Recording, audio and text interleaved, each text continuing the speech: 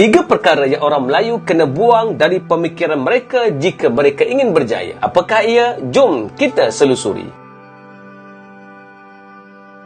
Sokongan anda dengan link yang tertera ini menyebabkan kami mampu meneruskan perubahan. Sharelah video ini demi Islam dan join saya di Telegram Ustaz.id. Terima kasih. Selagi tiga perkara ini melekat pada orang Melayu, selagi itulah mereka akan terus mundur ke belakang. Apakah ia? Pertama, hentikan suka memburuk dan menghina bangsa sendiri. Hentikan bercakap perkara negatif tentang Melayu. Perbuatan itu secara tidak langsung kita meletakkan racun ke dalam pemikiran kita sendiri. Lama-kelamaan ia membentuk pemikiran negatif terhadap kekuatan bangsa kita. Sebab itu tidak pelik hari ini ada orang Melayu yang suka menghina bangsanya sendiri. Perbuatan itu sudah lama terbiasa dilakukan sejak turun-temurun. Oleh itu hentikanlah jika ingin melihat bangsa kita berjaya. Memang tidak dinafikan ada segelintir orang Melayu yang teruk, tetapi ramai lagi yang hebat dan kuat. Kenapa melihat yang lemah dan tidak bangga dengan mereka yang hebat dan kuat? Tugas kita hari ini menukar cerita dari bangsa Melayu itu lemah kepada kita adalah bangsa yang kuat, yang hampir dengan Islam. Kedua, hentikan suka membuat perbandingan dengan bangsa lain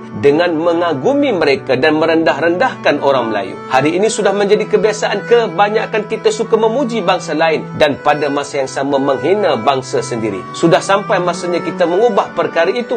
Apa yang kita telah buat tidak salah, iaitu memuji bangsa lain, tetapi janganlah memburukkan bangsa sendiri. Janganlah berkata begini, orang Cina lebih bagus daripada orang Melayu. Orang Melayu tidak sehebat orang Jepun. Jika kita banding kita dengan bangsa lain, kita memang teruk. Hentikanlah ucapan-ucapan ini. Sepatutnya yang perlu diucapkan, bangsa lain ada kelebihan, tetapi bangsa Melayu juga ada kehebatannya. Kalau nak dibandingkan dengan Jepun, Jepun memang hebat, tetapi kita tidak kurang kuatnya. Inilah bahasa yang perlu digunakan jika ingin membuat perbandingan dengan bangsa lain. Ketiga, hentikan suka memperlecehkan orang Melayu apabila ada cerita ataupun ucapan yang sedang mengangkat darjat kita. Kita perlu menyambut ucapan itu dengan menambahkan pujian yang sepatutnya kepada penceritaan tersebut. Bukan kita pula apabila mendengar cerita hebat orang Melayu, kita pun berkata, mana ada orang Melayu hebat macam tu? Sebab orang Melayu semuanya bodoh. Hentikanlah perbuatan itu, kerana itu tidak sepatutnya dilakukan. Ingat, kita tidak pernah mendengar bangsa lain menghina bangsa mereka sendiri di hadapan orang lain.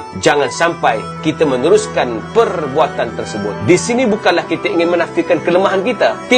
Tidak sama sekali. Tetapi kita perlu bertindak di antara membetulkan kelemahan bangsa kita dan berbangga dengan apa yang kita ada. Jangan kerana ingin membetulkan bangsa sendiri sampai mengeluarkan penghinaan kepada mereka dan bukan membetulkan kelemahan yang ada. Jika kita betulkan tiga perkara tadi, maka kehebatan kita akan kembali semula. Yang paling mustahak, apabila orang kita hebat, maka Islam akan turut hebat di Nusantara ini. La taqnatu min rahmatillah. Janganlah berputus asa dari rahmat Allah. Az-Zumar 53. Ayuh terus kuat untuk mentransformasikan umat Melayu Islam di Nusantara ini supaya kita dihormati kembali. Assalamualaikum.